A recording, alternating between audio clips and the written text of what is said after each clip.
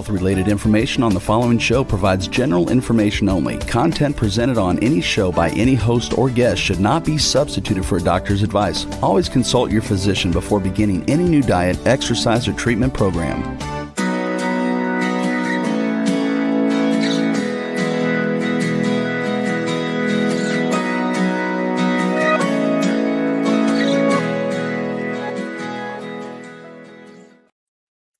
Welcome to Accelerated Health TV and Radio Show. I'm your host, Sara Banta. I'm a wife, a busy mom of three, and the founder of the cutting-edge supplement brand, Accelerated Health Products.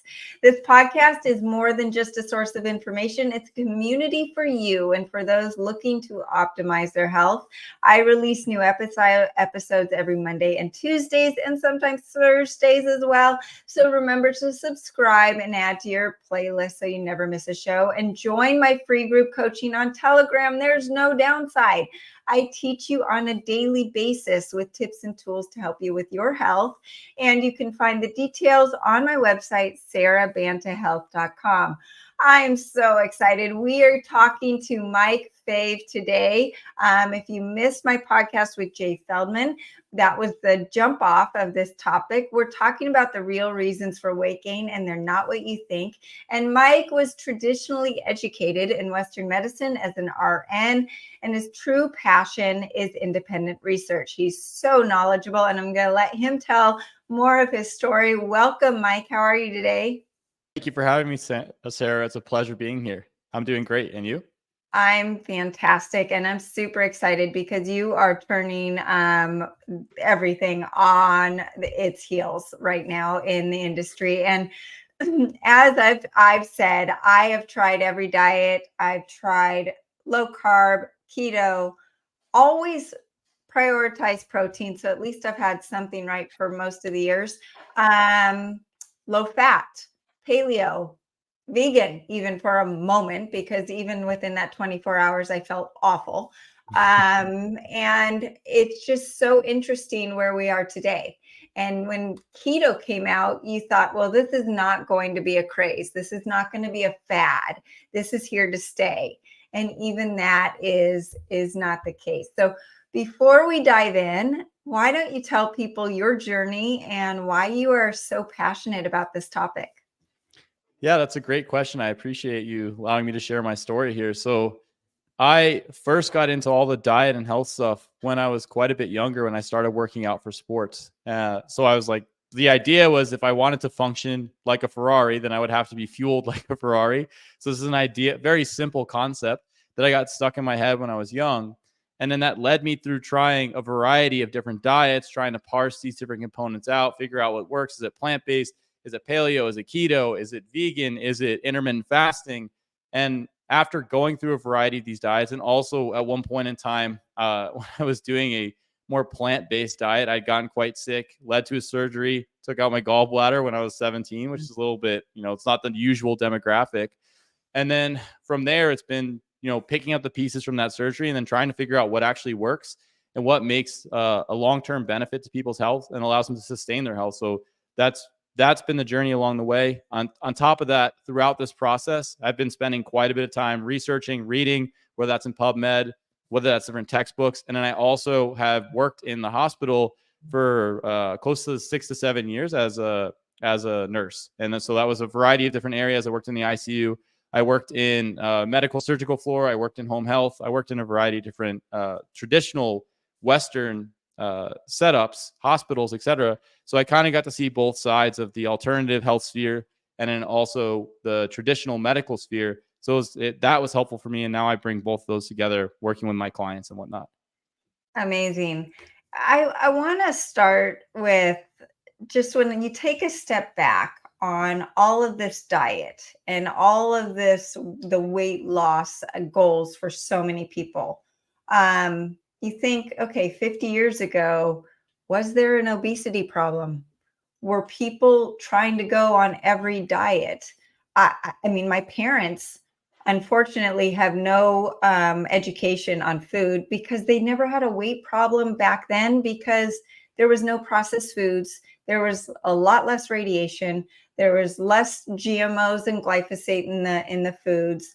There were there was less stress. There were a lot of these factors that weren't there. And as we go along and the obesity problem has gotten worse and worse and worse, which is just a symptom, it's not that people have lost their willpower, right? I mean, people haven't changed. And actually, people are probably eating less than they did back then. And my mom didn't know what a carb was or a protein or a fat. She didn't care. That was not in her mindset.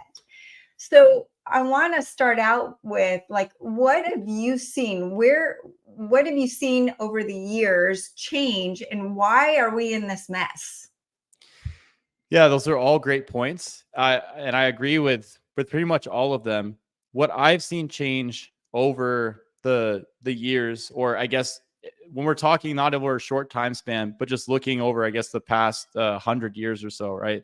Because if you go back to early 1900s, 1920s, 1930s, you're not really seeing this obesity epidemic and this epidemic of heart disease and these different things that we have going on currently, the metabolic problems, the diabetes, the cancers, the autoimmunity, etc. So something has to have changed in this period of time to have led to this boom in all of these disease processes. And I think a lot of the factors that you touched on are essential or key in actually creating this negative trend that we're seeing now. And so the question is, in terms of diets, I think we will have to also look at the culture, because the culture around eating in the past was, you had a family would have meals together at home, and you would have somebody at home cooking and providing the food. And a lot of the sourcing for the food either came from the family garden or came from the butcher or came from the vegetable shop or whatnot. So you had single source ingredients. You didn't have access to a lot of problematic processed foods. At this point, the actual food supply wasn't inundated with industrial additives, with the polyunsaturated fatty acid seed oils, the vegetable oils. We'll talk about those. Vegetable oils, kind of a misnomer. And so what happens is you have this cultural shift where at least in the Western nations, there's this prioritization of fast food, of getting everything done quick, of outsourcing your diet and your health to, whatever the restaurant is, the fast food chain that you go to McDonald's for breakfast in the morning, and then you pick something up, maybe it's Subway at lunch. And so people have started to outsource these things. And then there's not so much knowledge, or at least for a period of time, wasn't so much knowledge around what was being put in the food, whether that was these seed oils, whether that was the additives that they put in the bread. So all of these components, I think, changed over time, shifted over time. It was part of the cultural shift. And then with that cultural shift, with the shift in the diet, we start to see this boom in a lot of these disease processes. Now, I don't think that there's a singular factor that caused all of these problems. I think it's likely a multifactorial issue of these different components compounding on each other to have these effects on people's health states. But I do think if we wanted to branch the whole thing out and figure out what's this overarching topic or concept that encapsulates all these, it's this lifestyle change. That's what people are doing in terms of how they're living on a daily basis, what they're eating on a daily basis, their community structures, what they're being exposed to in their environments, whether that is non-native EMF, whether that is pesticides or plasticizers or et cetera. So it's like when we branch out and we look at this lifestyle piece, we can encapsulate it under lifestyle. Then we can start to say, okay, these are the areas that we can address in our lifestyle to actually affect this change, minimize these disease process, et cetera. And this is important because this is different than the implied perspective inside the medical model, which is more so people have these disease processes. It's largely genetic, and we need to figure out these specific pathways that we can treat with drugs to solve these problems. Or it's not even solve, it's manage these problems. We want to have this monthly subscription model for medications that people take on a consistent basis to maintain where they are or slow down the degradation, but not actually correct the problem. But when you start to look at the trends, you don't see, like, the genetic theory around this type of stuff is not, it's hard to say, like, oh, the genes just changed in a couple decades, and that's why we have all these disease processes. What's more likely is something else changed that led to these disease processes, and it's probably not primarily a genetic issue. Is there some interplay for some people? Sure. But I'd say at by and at large, it's probably not a genetic issue. And the management model, I think a lot of people are turning away from now because they're seeing that it's not necessarily working in the long run. Right. Right. I mean, I just have to use the example of my a family member who her liver enzymes were high. And so what are they doing for that? I had her scanned with my natural practitioner, and we saw E. coli and candida and spike protein and this and that and gluten and toxins. And it was like her liver said, too much. I'm overloaded. It's not just one thing, like you said. But what does the Western medical system do? They put her on a steroid to lower her enzymes. And that is only going to lower the immune system so that something else is going to come up. It's taking care of the number, but is it taking care of the root problem? No. And so we have all of these things. And Mike, I'm sure you've seen a lot of people come out of the woodwork in the last 5 years, even just with the spike protein and everything just jumping up even more, saying, I've never had a weight problem in my life. And all of a sudden, and I haven't changed a thing, and all of a sudden I've gained 10 to 20 pounds. And I even have a friend in our business, in our podcaster, who off camera said, Sara, I've gained 30 pounds in the last few months. What do I do?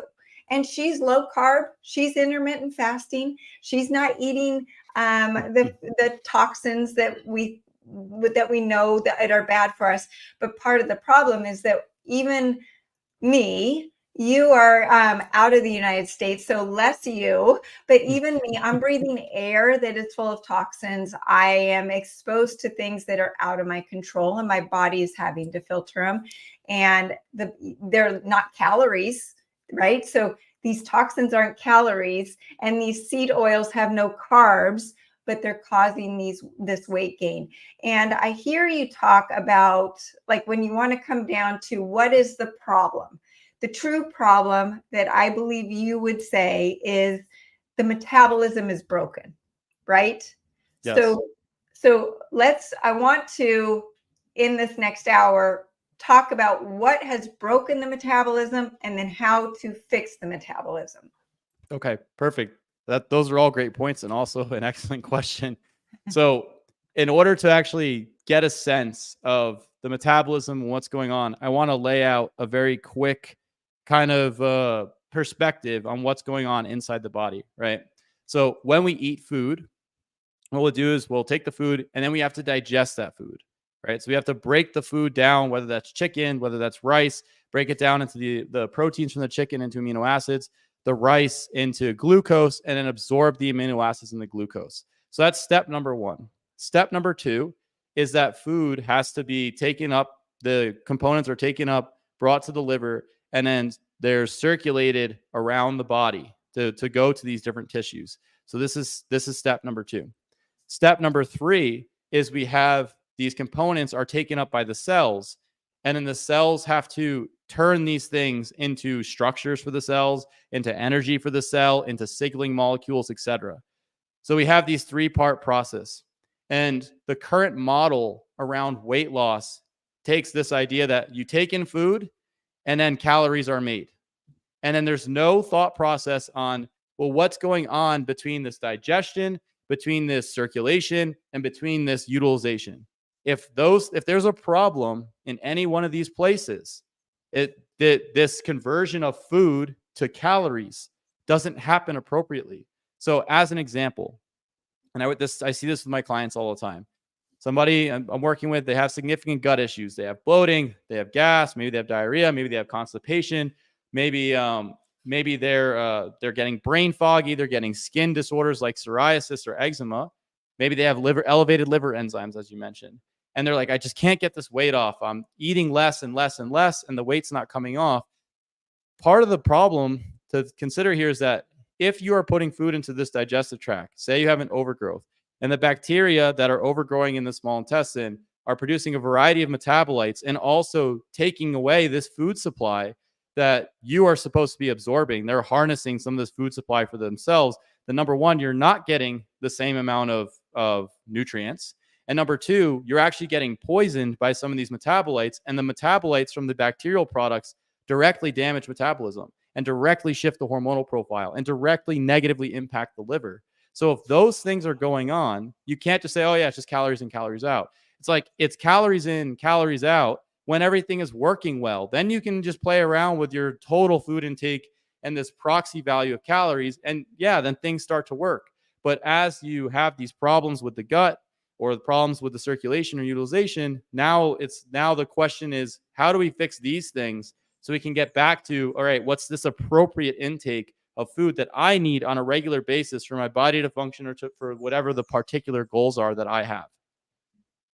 I love that. And you are assuming food is everything that you put in your mouth. Food is whole foods. Processed foods, there are a lot of the ingredients that your body doesn't even recognize as food and doesn't know what to do with it, and just has to store it in its fat cells because it's toxins, and then it disrupts the gut. And I talk a lot about leaky gut. And when you heal your gut, that's just one piece of the weight loss protocol. I want to talk about the PUFAs and the seed oils and some of these oils that are in healthy foods that may be backfiring, and that I've heard you talk about as well, where these are low carb calories, right? These are fats, and it's supposed to be okay. What are PUFAs, and what are they doing in your body? Yeah, great question. So the PUFAs hit the utilization end to some extent, and also the circulation end of that three-part process of converting food to energy that I talked about. So the polyunsaturated fats, particularly the omega-6 polyunsaturated fats, which are extremely rich inside the Western diet due to the advent of canola oil, soybean oil, safflower oil, etc. And so what happens when these omega-6 polyunsaturated fats circulate, especially if they've been heated, because in most of the Western diet, they're heated, and the processed foods, they're heated. When you go out to a restaurant, they're heated. They create lipid peroxides. So these lipid peroxides are essentially, if you think of this fatty acid as a piece of glass and you break that glass, you have a bunch of shards.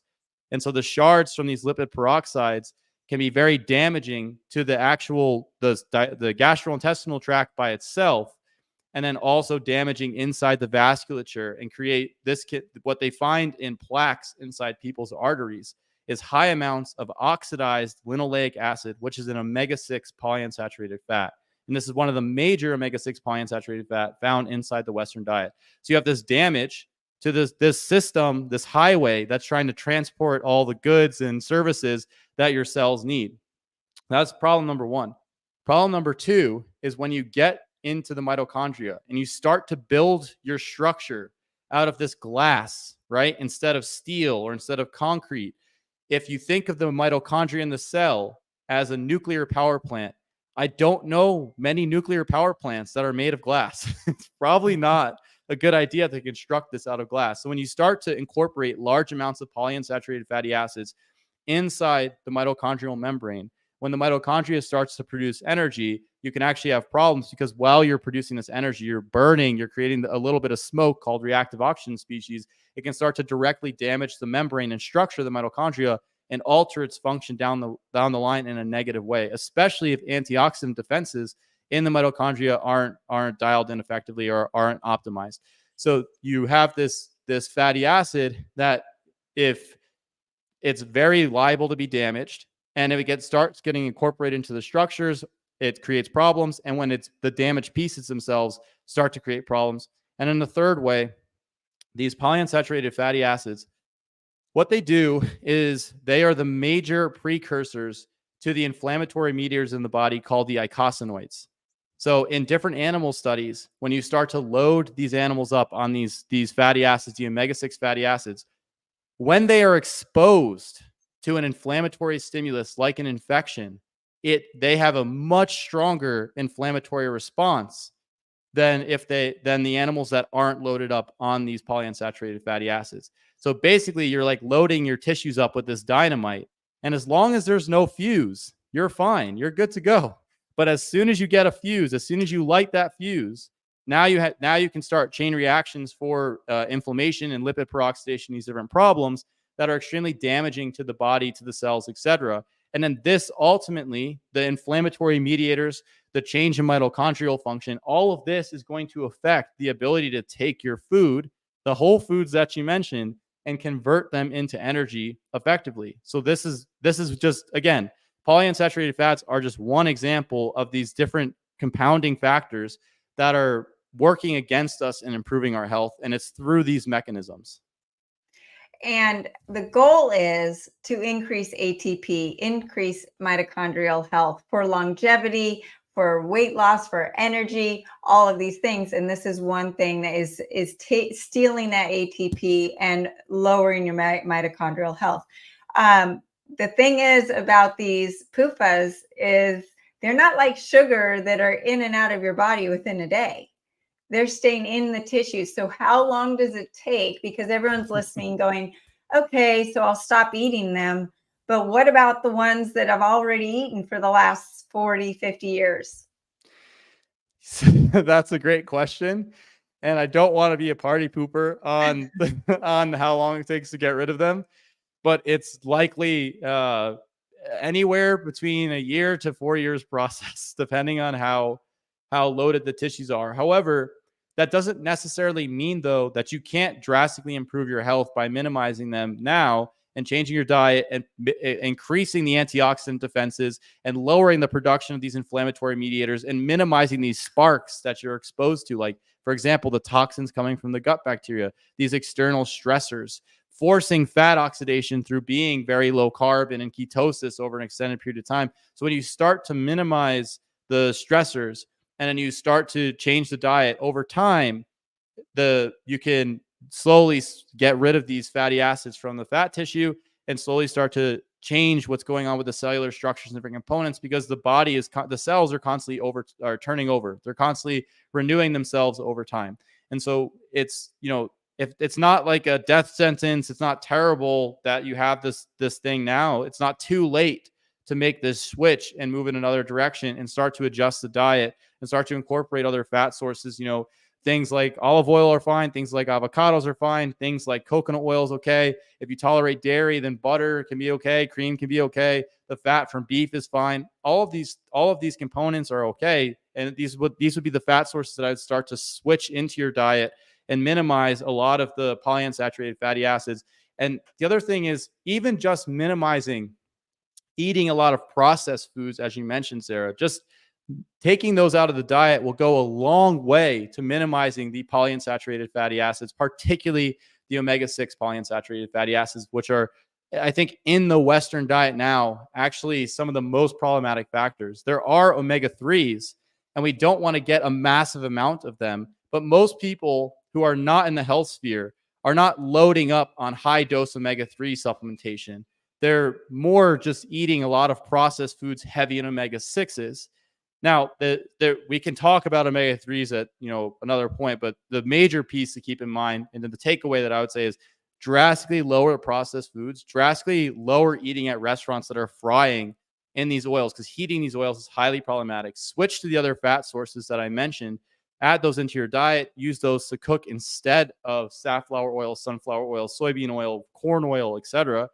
And then make sure that your diet is dialed in with your micronutrients, your vitamins, and your minerals, because those vitamins and minerals are absolutely essential for the enzymes inside your mitochondria and inside your body and circulating around your bloodstream to protect you from reactive oxygen species stress, lipid peroxidation, and then these inflammatory mediators. We want to make sure that all of this stuff is dialed in so that even though we're a little bit loaded up on this dynamite, we are able to minimize all of the sparks that would set it off.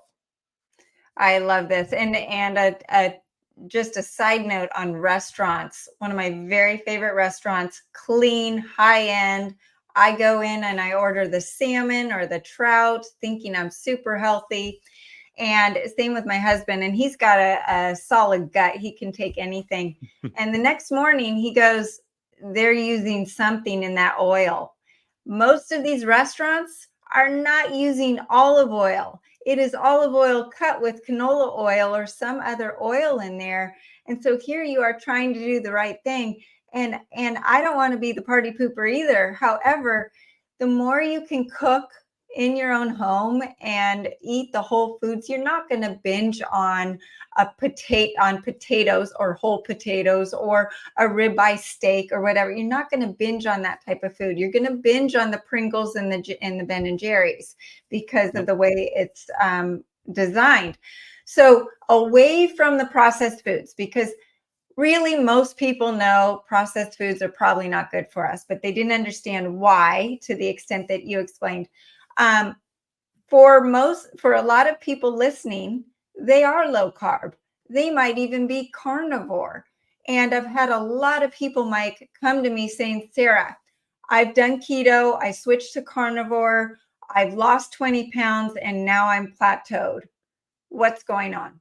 And they keep lowering their calories. And you go to the doctor and the doctor says, just move more and eat less. So what is going on in the body? Because it's not about willpower. These people have amazing willpower. Yeah, that's a great question. That was a perfect question, because this is the next piece involved with kind of the circulation utilization element of taking food and converting it to energy. As you lower your carbohydrate intake and as you lower your caloric intake, your body is extremely intelligent. Your body will start to downregulate its metabolism so that to protect itself. And now, why does it need to protect itself? Because when you lower your caloric intake, when you lower your carbohydrate intake, you're going to have to get that energy from somewhere. And if you're not getting it exogenously, you're getting it from endogenously. Your body is breaking itself down through these stress hormones to provide this fuel source. So if you don't have enough calories in general, your body's going to release cortisol, adrenaline, and glucagon, also growth hormone and some other hormones, but we'll keep these three for now, just for simplicity's sake. And essentially what happens is these hormones are breaking down your fat stores, breaking down your muscle tissue, and changing your metabolism, lowering your thyroid function, lowering the sex steroid function. That's the testosterone. That's the progesterone. That's the estradiol in women. And what winds up happening is you're breaking down your structure, you're slowing your metabolism, and then you start to dig yourself into a nice hole. And the problem is there's a bottom to that hole because you can't eat less endlessly.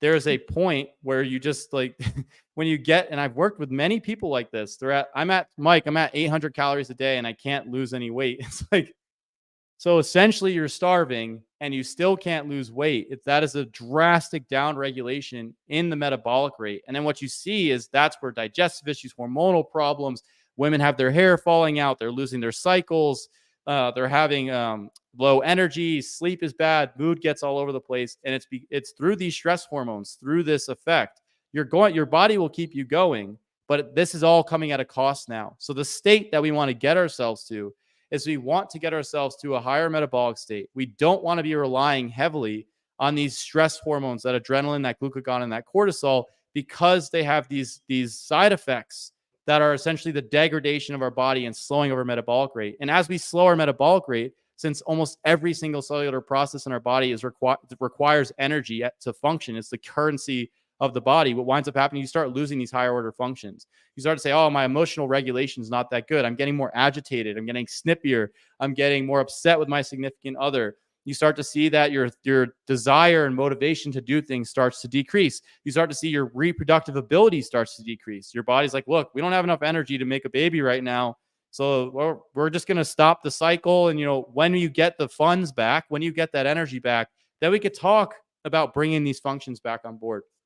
So you want to make sure that you're bringing your metabolism up and that you're not relying on these stress hormones. You're relying on adequate thyroid function. You want to have the sex steroids. You want to have the progesterone, the estradiol, the testosterone, and the appropriate amounts. You want to have things like DHEA and the pregnenolone. These things these systems, these hormonal systems are kind of this opposite effect where we have this high metabolic rate. And this is what we see with kids. They're plowing through food. They're eating so much food and they're super lean. And it's because the metabolic rate is appropriate. They haven't spent enough time inside Western society to poison themselves yet, so that the metabolism is dropped and all these different types of things are going on. And the thing is that doesn't mean that if you're not a kid, if you're not a teenager anymore, that you can't lose the weight. It doesn't mean that if you're a woman, and because I get the reason I'm using this demographic in this example is because I have many clients who I work with like this. I have, say, a woman, she's in her 40s, she's had some kids, she's maybe starting late 40s, maybe starting to get into menopause. And she's like, I can't eat any carbs. I can't increase my calories. I'm going to get fat. And then I'm just like, look, give me 2 weeks. If you don't get fat after 2 weeks of doing this, let's just try one more week and then try one more week. And let's set your diet up appropriately. Let's stop thinking about restriction. I need to restrict. I need to restrict carbs. I need to keep my calories always low, and start to get to this perspective of I need to eat enough of these different nutrients, macronutrients, which is carbs, protein, fat, and micronutrients, which is vitamins and minerals, so that my body can function at an appropriate level on a consistent basis. I need enough energy to function. And so what basically the goal is to figure those things out. There's research formulas and components that you can use to do that. I have a guide on my website, mikefave.com. It's called the Nutrition Blueprint that runs through all this, helps you set up your diet. It's free. There's no cost. And once you get this stuff dialed in, you start to get these pieces working again. What I wind up seeing is people are eating more and they are losing weight because the stress systems start to come down. The brake on metabolism starts to come down, and then the metabolic rate starts to increase. And before I leave the floor for you, Sarah, because I don't want to monopolize the time so much, I want to add one piece. You cannot continue to raise your caloric intake endlessly and think that metabolism is just going to endlessly increase. There's actually a Goldilocks zone where for your body mass, for your lean body mass, for how much muscle and bone and skin and organs and brain tissue and everything that you have, there's a certain energy requirement for that. And we want to find how much energy do these tissues need to function and shoot for that instead of just like ramp everything up right away, because that's what tends to happen when people come from these low carb, carnivore, keto diets. And I did this myself. I'm to blame. I did the same exact thing and I learned the hard way. And then that's where I was like, okay, it's not more is better. Maybe there's like this nice, perfect range that I want to find myself in and figure out what that is. And so you want to get to this Goldilocks zone and make sure you're having enough and get rid of this restriction mindset and start to like objectively look at your diet, take the fear component out of it and make sure that you get to like more of a expansive perspective or an abundance mindset around how you're eating and how you're functioning. I love all of that. And what I was going to tell you was that I have started incorporating more carbs in my diet, and I was actually trying to put some weight on. And what happened in response was my metabolic rate went up. And I'm like, oh, well, so I need to increase it even more. Oh, no, I need to increase it even more. And my body's handling it fine. Why? These carbs are not processed foods. These are whole food carbs. So that's what we're talking about. You've got to make sure that you are not putting all carbs in one basket. That is not the truth. And, I talk about chicken having amyloid proteins and high omega-6 fatty acids. That is different than eating a bison burger that is, grass-fed, grass-finished, full of nutrients. So you can't just talk about proteins, fats, and carbs. There's very specific healthy ones and non-healthy ones in each category.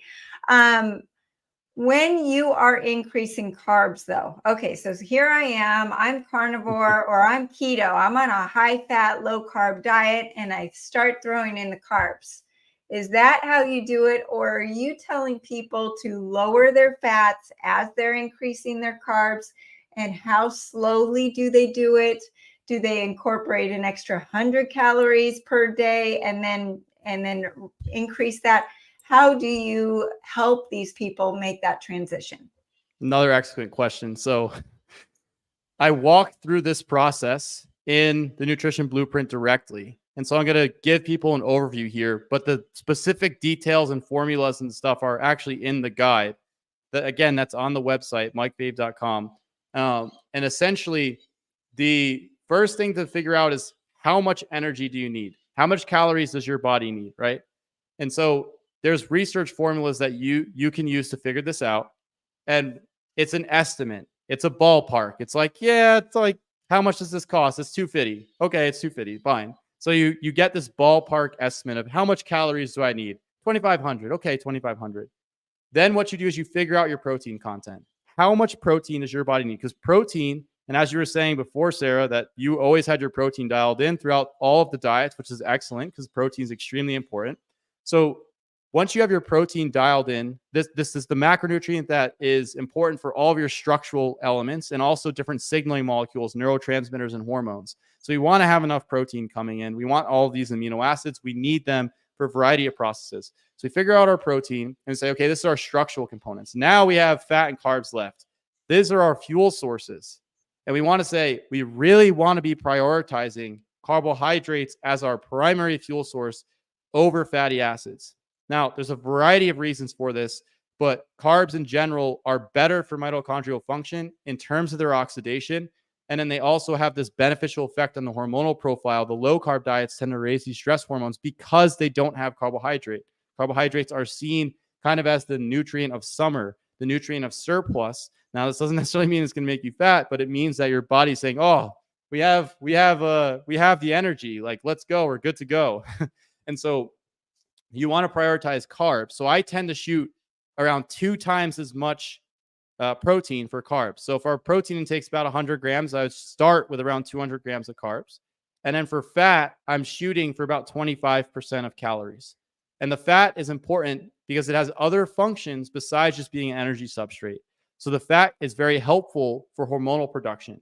The fat is helpful for stabilizing blood glucose levels in a meal. The fat is helpful for satiety. The fat is helpful for optimizing digestion. So this is not a fat is bad and carbs are good perspective. This is protein, carbs, and fat are good. What types do we need of each of them, and how much of each of them do we need to optimize our health? What's going to get us to this optimal level of function?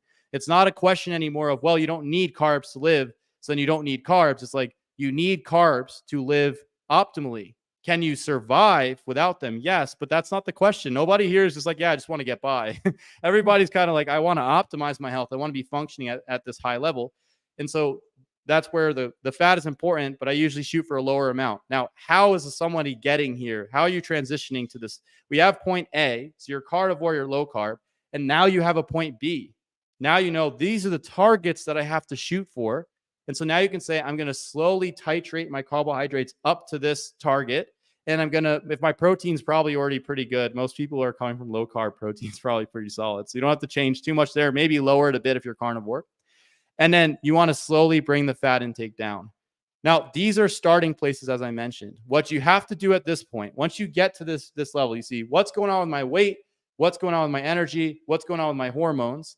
And then you start to tweak things a little bit and you find what specifically works for you, because there is inter-individuality with these components. I've worked with hundreds of clients at this point, and through doing that, I've learned that there isn't one perfect diet for every single person. There are principles that we can incorporate. You know, we want enough protein, we want enough carbs, we want enough fat. We want to have these carb sources. We want to have these fat sources. We want our microbiome dialed in. We want to minimize toxins. So we want to take this set of principles, and instead of trying to graft the person onto these principles, we want to apply the principles to this person and help them figure something out to their specific context. And so for people out there, this is for you to actually take some time, test something out. It's like, if I bump my fat up just a little bit from that 25%, do I feel a little bit better? Do I have more muscle mass because my muscles are burning fats at rest? And maybe I need a little higher amount of fat. Do I need a higher caloric intake because my activity level is super high and it's hard to eat ridiculous numbers of carbs to hit that? So maybe I want to bump up a little bit. Yeah, then you start to make some of these adjustments and start to play around and figure out what's specifically working for you. But you want, the way I run it with people is I find this setup, I get them to the setup. I'm slowly increasing carbs, slowly decreasing fat. I'm not getting too low on the fat. And then once we get there, we let them run it for a period of time and say, is this working for your setup? Is your weight moving how you want it, up or down, whichever direction? Oh, okay, it is. All right, let's hold here. Everything's going well. And then adjust from there. So there's an iterative component to it and a testing this out in real life, because we want to make sure that we're not just running with theory. We want to make sure that we're putting things into practice and seeing what's happening even so with the theory. So we have the theories and we have the practice now, instead of just spending all this time in the theory. Well, I love that you talked about things might change in a person's diet and what they need, because me today might need more carbs than I do a year from now, depending on maybe I have leaky gut in a year, or I'm fighting a a virus and my whole metabolism is slowed down or screwed up or whatever, my changing state of health is going to also impact what my body needs. So it could change. It's not just one set dogma. One topic that I wanted to make sure we talk about, because this came up in my group coaching, is stress and stress's effect on weight gain and weight loss, because you're not eating a morsel of chocolate and you could gain some weight, or you can't lose that weight. And for instance, I mentioned that I've been eating a lot more carbs during the day. And yesterday, though, I specifically did not eat as many carbs. And I use a lumen to test my fat burning and my carb burning to see where my body is. But I have experienced over the last couple of days heightened stress. Okay, just acute heightened stress. So this morning when I tested myself, I should be in fat burning because I had hardly any carbs last night. I was in carb burning state. And that is definitely indicative of the stress that I was experiencing. So can you discuss what stress is doing to the body and how that can impact your weight gain or loss? Yeah, this is a great points. And this is also a really important topic, because I think since stress isn't such a tangible thing that many people, can feel or touch or taste, it's more like this ethereal thing. It's a very subjective process that they don't realize how much it actually plays such a huge role in health. So to understand stress, you have to understand a famous researcher. His name is Dr. Hans Selye. And he did some really great studies trying to understand what's the stress pathway. And he called it the general adaptation syndrome. Now, why did he call it the general adaptation syndrome? Because when you're exposed to a variety of different stressors, whether that is you have a fight with your spouse, whether you're in war, whether you have an injury, whether your boss gets on your case at work, the same stress hormones get elevated. Glucagon, adrenaline, cortisol, growth hormones, other ones. There's some other ones in there, prolactin. And they have a general response. And the general response for stress is to slow metabolism in certain areas and then provide resources and fuel and energy for these other areas that are undergoing stress. It's basically this diversion process. It's emergency services coming in and saying, "Hey, we don't need this right now. We're in an emergency. We need your resources from here and your resources from here, and we're going to put it towards these areas so that we can effectively manage the stress response or this external stressor, this thing going on." Now, what actually is stress? So like, how do we actually define stress? We know we have this general response to it. We know we have all these different circumstances going on that can trigger it, but what actually is it? And so the way that I like to understand stress is a supply and demand issue for energy. So if you don't have enough energy, then whether that's because you aren't eating enough, you don't have enough carbs, you don't have enough calories, you don't have enough protein, maybe fat is low, can also trigger a stress response, then your body starts to upregulate these hormones to fill in the gaps. So if your fat's too low, maybe get some more adrenaline. If your carbs are too low, you get the adrenaline, cortisol, the glucagon. If protein's too low, maybe you get some of these same stress hormones. Your body is just like, all right, we're going to fill in the gaps somehow. So you're not going to take it in. We're going to break down our tissues so that we can provide it to you. But the other thing is that's not having enough supply, but you can have an excessive demand. So you can have these things going on in your life that provide an extreme demand on your energy systems that trigger a stress response. And our perception and our psychology can actually trigger this feeling of extreme demand. So this can be, again, a fight with your spouse. This could be you are in war. This could be you have an injury. All of these things are excessive energy demands on the body. And so that's why we can see this generalized response, because it is all about energy. Because as I said before, energy is a currency of everything going on inside the body. When you don't have enough energy, your cells aren't able to divide appropriately. If you don't have enough energy, you're not able to make the neurotransmitters, the hormones. You're not able to have the cells change their structure and conform and interact with receptors or the channels or anything like this. And the reason it all comes down to cells, because cells are the basic building blocks of everything else for the system. So if you have an energetic deficit in the cellular area, that will extrapolate out to the tissues, the organs, the organ systems, and then the organism. And that's why this energy piece and this idea of energy being so central comes from Dr. Ray Peat's work. This is essential to his work, a central hypothesis of his work. And basically, it's actually a brilliant hypothesis because it helps you to actually have a context for everything and bring everything together in one picture. And a lot of the other health spheres are very reductionistic, or some of them, not all of them, but some of them become quite myopic. They don't have this big lens that helps you understand everything. I feel like these diets and these dogmas they're trying to make it simple for people, right? Just don't eat carbs, or just don't eat protein, be a vegan. And then, okay, now I'm a vegan, so now I'm healthy, right? I've got my blinders on.